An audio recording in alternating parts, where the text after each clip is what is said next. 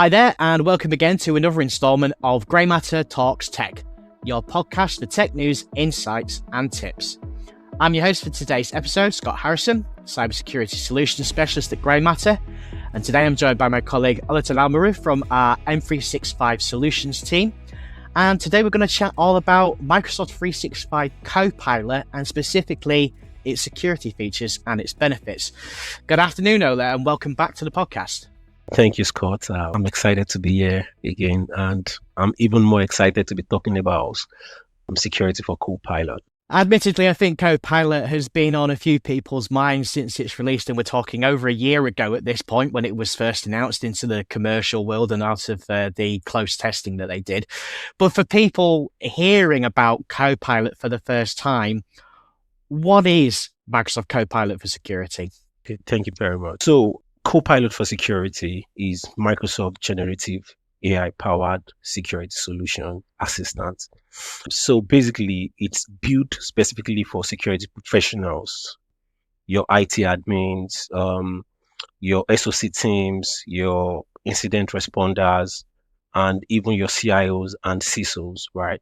The main purpose why the solution was built is to help organization to be able to understand threats, to be able to detect threats, analyze threats, investigate, and at the same time to be able to provide response to threat faster by using natural language prompts, and at the same time by leveraging on Microsoft Security Intelligence.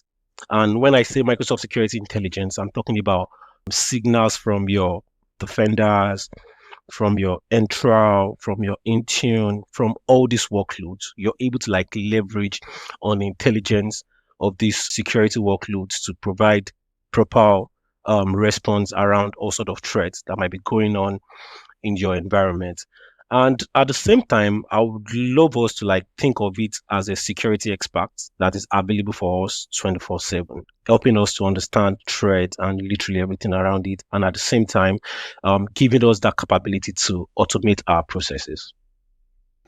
Brilliant. And I think all of that for me, we looked at the threat landscape, or we can certainly take a look at the threat landscape over the past 5 years, not just last year and all the significant events that happened, but staying in front of these threats and actually detecting them before they become a problem. And time is now a critical construct when it comes to responding to anything that happens in the environment.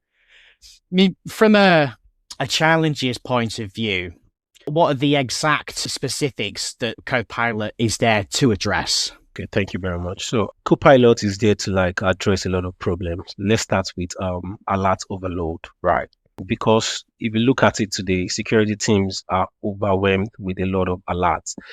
Look at organizations having so many different security workloads. For example, if you're working with a customer, you can see that they have Intune, they have Defenders deployed, they have Sentinel, they have other workloads, which means a lot of alerts are being generated. And sometimes it is really very difficult for security teams to get ahead of this alert, to be able to properly understand this alert. That is why Copilot for security is there for you. It can help you triage all these alerts instantly. At the same time, if you look at the world today, you can see that there's a shortage of talent. When I said talent, I'm talking about proper cybersecurity talent, because if you're looking at cybersecurity as a whole, and if you're looking at cybersecurity talent, when it comes to investigating, providing automated response, there are a lot of skills involved in getting these things done, right? For example, it's just you have Sentinel deployed and you want to query data. You need to properly understand coastal query language for you to be able to do that, right? Which means if you don't have the proper skills to do that, you won't be able to do. And that is where security for Copilot is bridging the gap, right?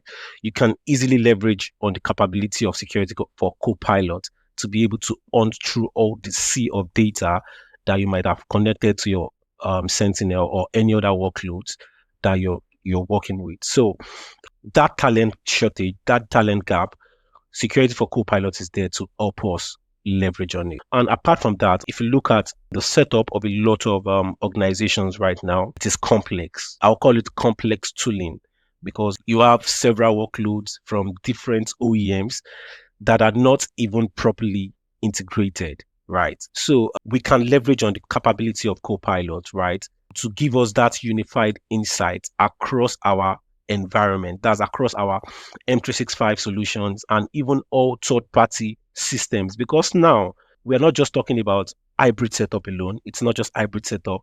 Now it has gone from hybrid, it went from being on-prem to hybrid, and it has gone from being hybrid to multi-cloud.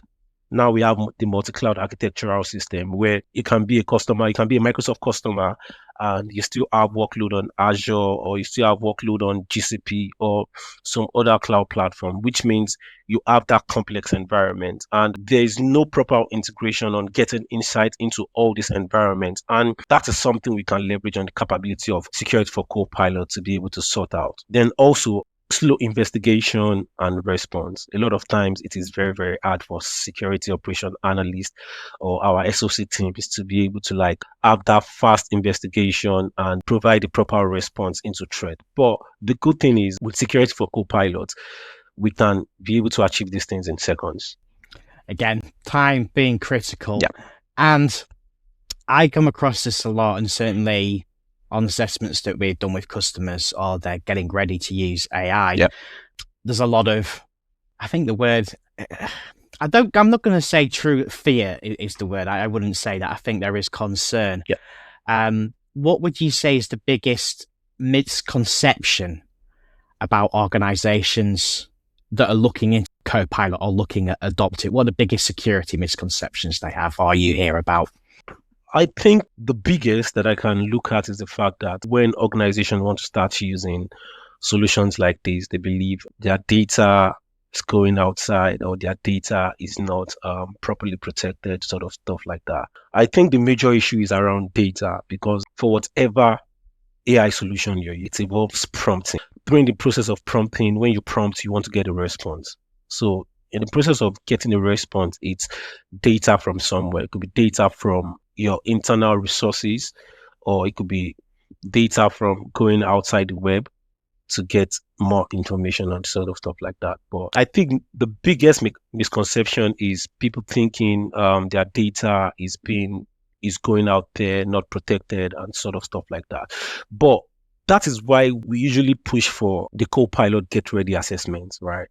If you want to start using Copilot, you need to understand some things in terms of what your security posture should be like, what you need to put in place in terms of security. Because don't get it wrong, it's not like Copilot is training on your data. Because if you look at Copilot, it has two features to it, right? It has the workspace where it searches for data in your workspace, and that's it alone. So it's just like you're working and you're trying to maybe get access to an old email you send to a colleague. You can prompt Copilot to help you check internally for stuff like that. And at the same time, you can still go to the web to help you get more information on stuff that you need. So in summary, it is right for every organization to understand where they are before they get into the usage of any AI solution or even Copilot, so that it can be properly prepared technically before you can start using the solution. Yeah, absolutely. And I think there is this common misconception between, and you can say this about actually a lot of the LLM models that are out there in competition, there is a big difference between the commercial versions and what actual is a consumer version of an LLM and what that does and how it uses that data. Yeah. Another question that I know, and you'll have probably been asked this as well during your readiness assessments and everything that you do for us, are there any specific frameworks like GDPR or even things like ISO that create any particular challenges around data that's used in Copilot? No, it's not going to cause any problem, because your data stays in your M365 environment. It's not like your data is traveling outside that location. So Microsoft understands this, and Microsoft is really big on compliance. Microsoft is really, really big on compliance. So if you're using Copilot, the Copilot for M365, or be it Copilot for security, or be it Copilot for Studio, or be it Copilot GitHub, because there's several components to Copilot itself. the good thing is your data, everything stays in your M365 environment, and everything around GDPR, ISO, all those rules are being obeyed. It's not like the compliance is there. And on that same track, when it comes to data, and we've seen Yeah, quite a positive adoption of things like Microsoft Purview, DLP yeah, becoming more important. Can that be extended to protect data in Copilot in the Copilot environment? yeah. Because one thing Microsoft has been doing with pushing out of Copilot, because Microsoft understand if customers are not consuming Copilot, customers are already consuming one AI solution or the other that is already training on their data and all of that. And that is why Microsoft has really been pushing Copilot out, right? And even right now, there's Copilot for Business, which literally give you like the same thing, the same value with Copilot for M365, but now at a more cheaper rate because Microsoft is trying to like make sure everyone have access to Copilot, because the reality of things right now is with Copilot we are able to like save time. We are able to like make faster decision. Everyone is leveraging on the capability of AI, and Microsoft does not want anyone to be behind. Now, this being said, Microsoft understand the fact that when you're using Copilot and you're using the web version of Copilot, it means you're accessing, you need more information, you need to get on more information um from the web and sort of stuff like that. So that is why Microsoft is also pushing Purview, because Purview is Microsoft data security solution, right? Because Microsoft wants customers to be able to like properly govern their data, because these are the things you need to do before you start using any AI solution. You need to properly govern your data. You need to decide on what is being shared and what is not being shared. You need to be able to decide on what a user in-house have access to in terms of prompting and what they cannot have access to. Because in as much as Copilot is really, really good in terms of what it does, um, it can also be disastrous, just like any other AI solution. It's just like imagine a user internally trying to like get access to um the data of another user in another team, which they are not meant to have access to, you know, because Copilot is an AI solution. It can do something like that. It's just like someone in the finance team trying to have access to someone in the sales team, access to the data of someone in the sales team, sort of stuff like that. So it is why it is very important to have the right level of security, that level of data governance as an organization. And that is where Purview comes into play. Because with Purview, you have solutions like Microsoft Information Protection or the Purview Information Protection that helps you with classification and labeling of your data.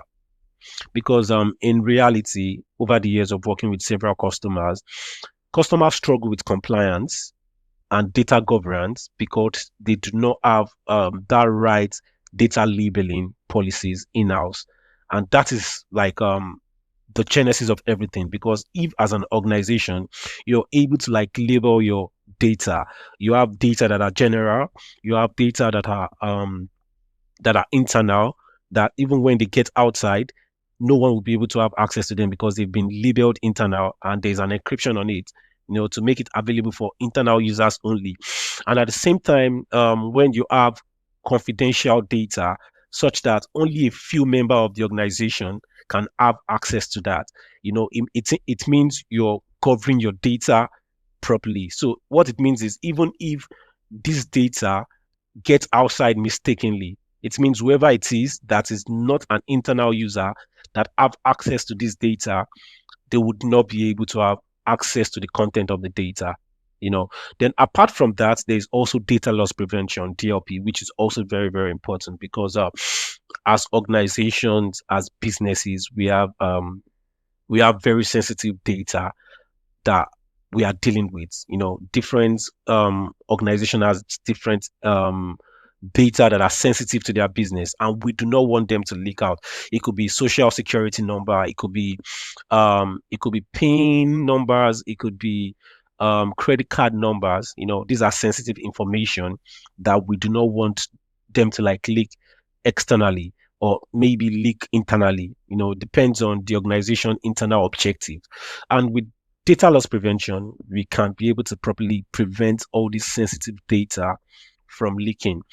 Then also there's another solution called DSPM in Purview. So basically what DSPM does is it helps you to like it gives you that proper overview of what your users are currently doing with Copilot, with AI, with generative AI. It gives you if there's any unethical approach to AI, just like one user trying to have access to someone else's documents, you have a proper overview of what is happening across that AI usage. So just to summarize things, this is why Microsoft is pushing Purview heavily, so that as every organization that is looking at using Copilot, you can have that proper level of governance. So really looking there at, the risk there of kind of oversharing things through Copilot, and some great examples of why these controls are so Yeah, important.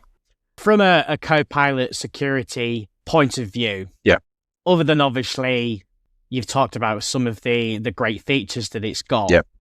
but in terms of the actual what it does when something happens, can you give a bit more insight into that? The first thing I would say is let's look at threat investigation, right? You want to like investigate threats, just like I've said previously.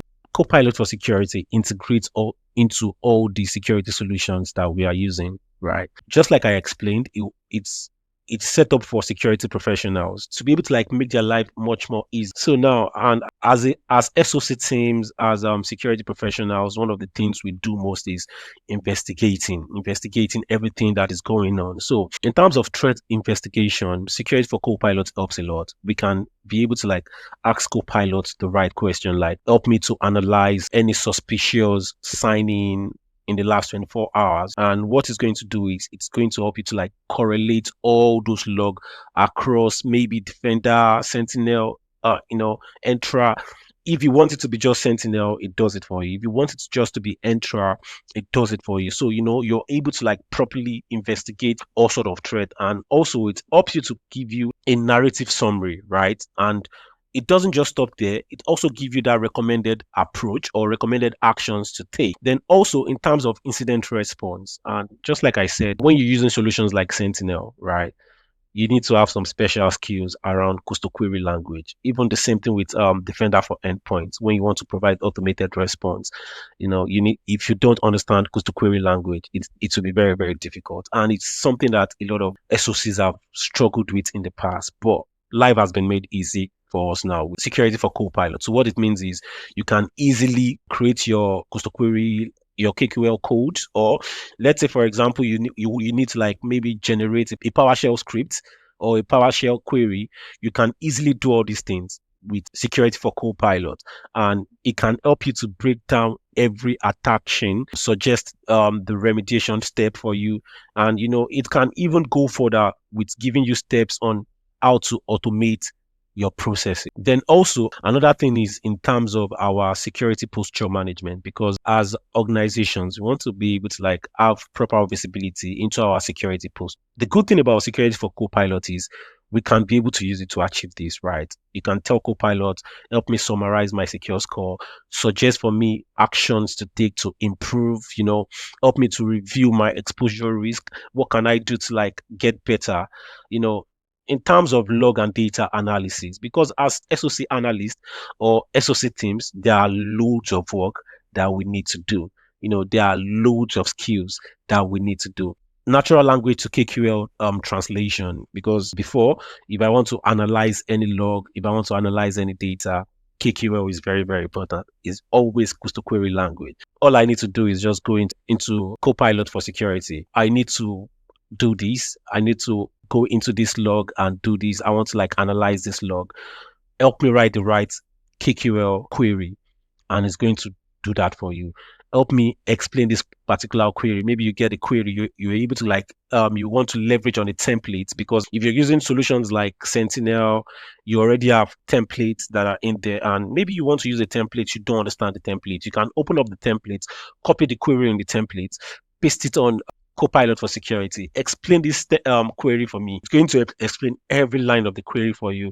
It's going to tell you everything that the query is going to do and how it's going to. So also in terms of leveraging on threat intelligence, right? Because Microsoft has millions of threat intelligence that we can leverage on as SOC analysts. And if you want to pull insight from this threat intelligence, you can leverage on the capability of Copilot for security to achieve that. You can tell Copilot, help me pull insight from Microsoft Threat Intelligence, help me summarize this particular CVs, help me understand these attack patterns and stuff, sort of stuff like that. Also, as SOCs, we have to like create reports, right?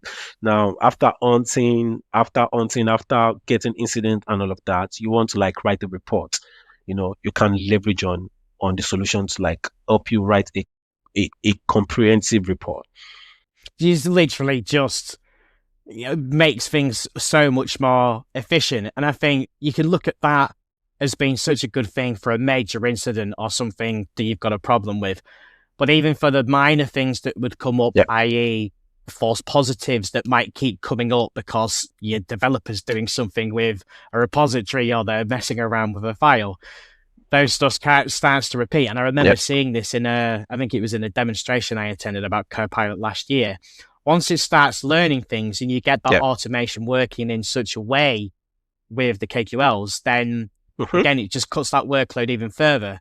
So you're forgetting about the minor stuff that keeps pulling through almost every day of the week, and you're able to actually go and react and look at those things, and it's going to give you all that detail, and you literally just have to type the question.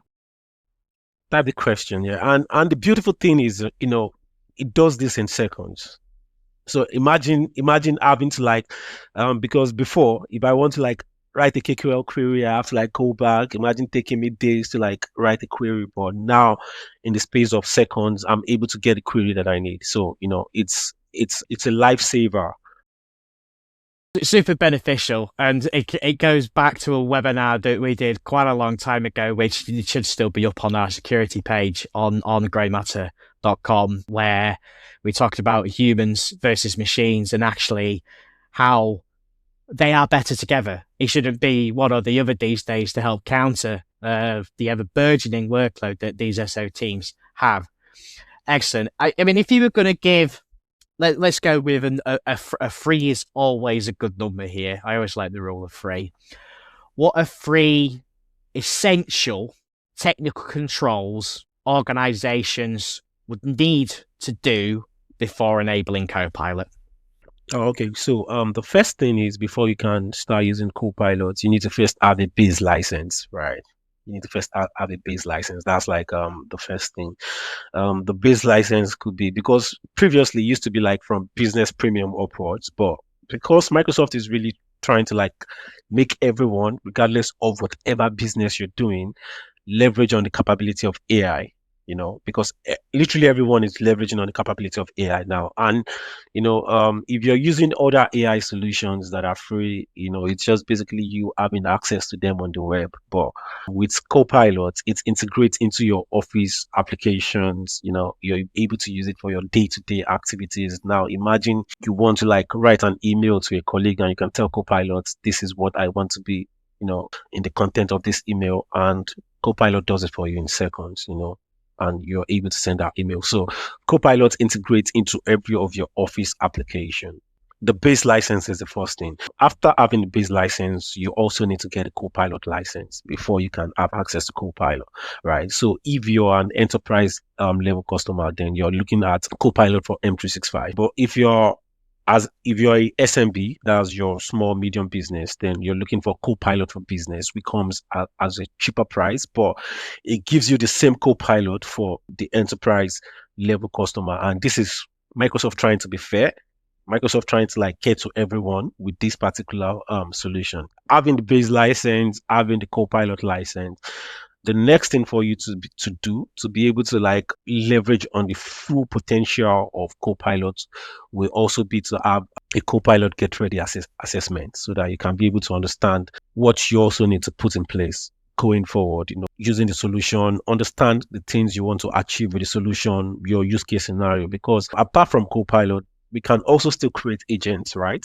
We can create Copilot agent that can help us do different activities. For example, in our organization, we can decide to create an agent for the HR, an agent that automates the processes of HR. For example, maybe there is a particular document that I need.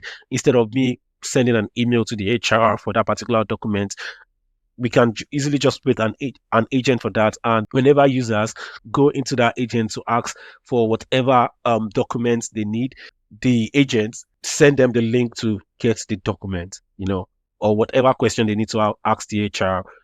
We can set that up, and the agent is going to respond based on what they need. We can do that. And if it's a financial sector, you can create agent for different things you do in that particular sector. So Copilot get ready assessment is actually very important so that you can be able to understand what are the scenario that I'm looking at as a business. How can Copilot help me, help my business even do things faster and much easier? And finally, in terms of technical readiness, how ready I am in terms of my technicality to start leveraging on the capability of this particular solution.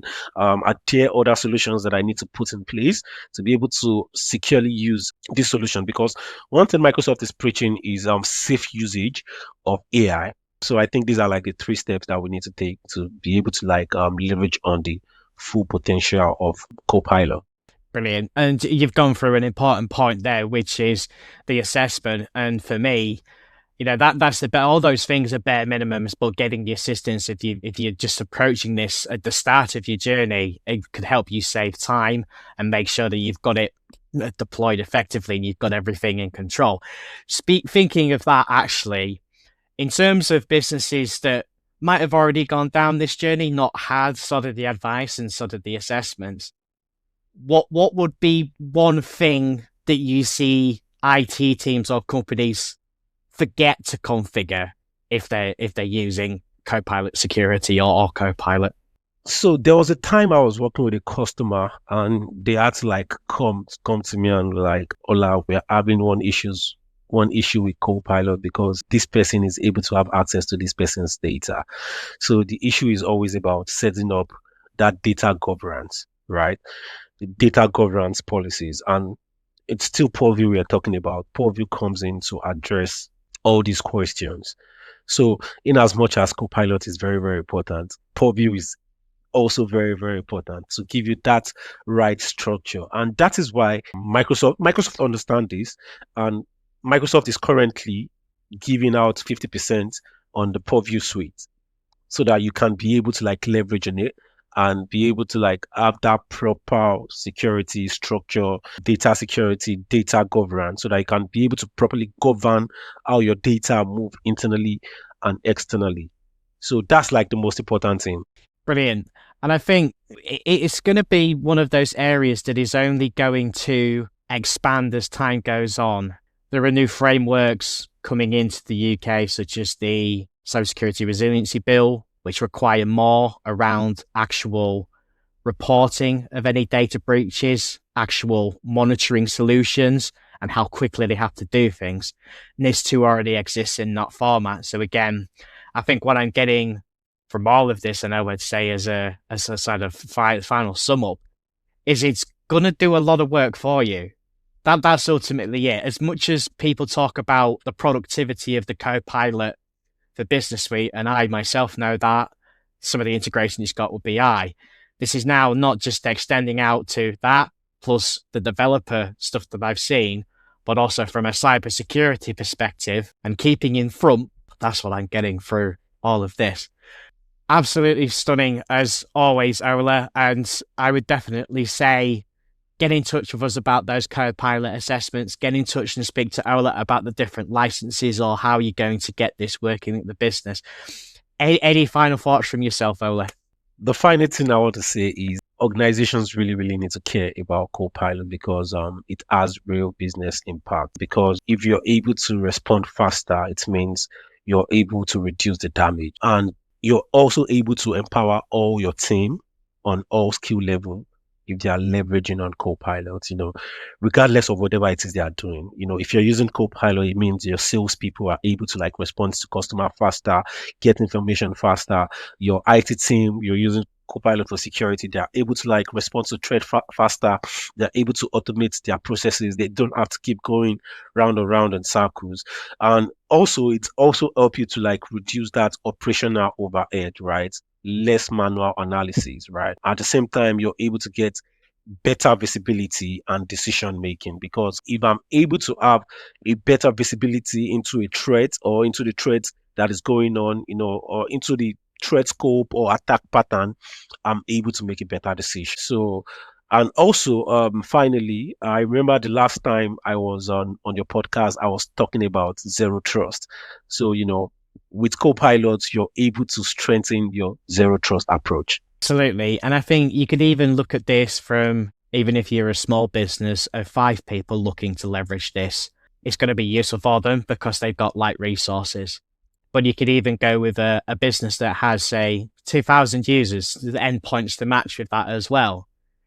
This is going to make that a lot easier to manage and actually singularize everything and see and just deal with it more effectively. I think, big or small, this is suited for them. Excellent. As always, Ola, thank you very much for attending the podcast and giving us these great insights and some of the offers that are available.